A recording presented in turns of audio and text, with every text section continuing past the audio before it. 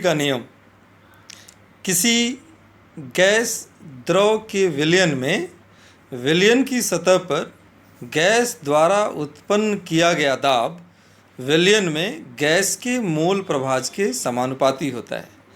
इसी को आप अंग्रेजी में कहेंगे at constant temperature the partial pressure of a gas above the solution is directly proportional to the mole fraction of a gas dissolved, provided gas does not undergo any chemical change in the solution.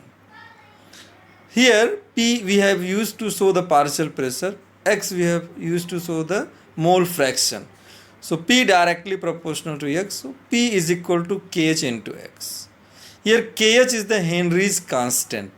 आप ये देखिए, हमने nitrogen के लिए दो अलग अलग temperature पे KH की वैल्यू दिया है। 293 पे 76.48 और 303 पे 88.84 ग्राफ है। उसके नीचे देखिए, smaller the value of KH of a gas higher will be its solubility. अर्थात KH की वैल्यू जितनी कम हो, गैस की विलेयता, गैस की सॉलिबिलिटी उतनी ही अधिक होगी।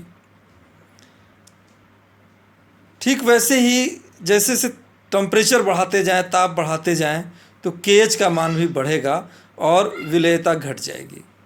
हेनरी के नियम की सीमाएं, लिमिटेशन। पहला, ताप कम नहीं होना चाहिए, temperature should not very low. Pressure should not high, दाब बहुत उच्च नहीं होना चाहिए। Gas should not involve in chemical reaction, gas किसी केमिकल रिएक्शन में पार्टिसिपेट नहीं करना चाहिए। हेनरी के नियम का उपयोग सॉफ्ट ड्रिंक में कार्बन डाइऑक्साइड की विलेयता बढ़ाने के लिए बोतलों को उच्च दाब पर सील किया जाता है।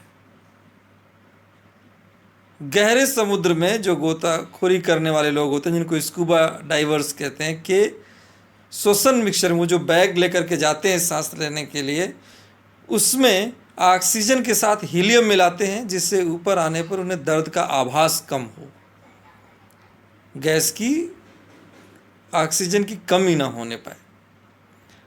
तीसरा, ऊंचाई पे यानी पहाड़ों पर ऑक्सीजन का पार्शियल प्रेशर ग्राउंड लेवल से कम हो जाता है, इसलिए जो ऊपर रहते हैं उनके ब्लड में ऑक्सीजन की कमी हो जाती है, उनको सोचने समझने में दिक्कतें होती हैं। इसको हम एनोक्सिया कहते हैं। चौथा, लंग्स में कार्बन डाइऑक्साइड और CO2 का आदान प्रदान जो है, वो भी हेनरी के नियम के अनुसार होता है।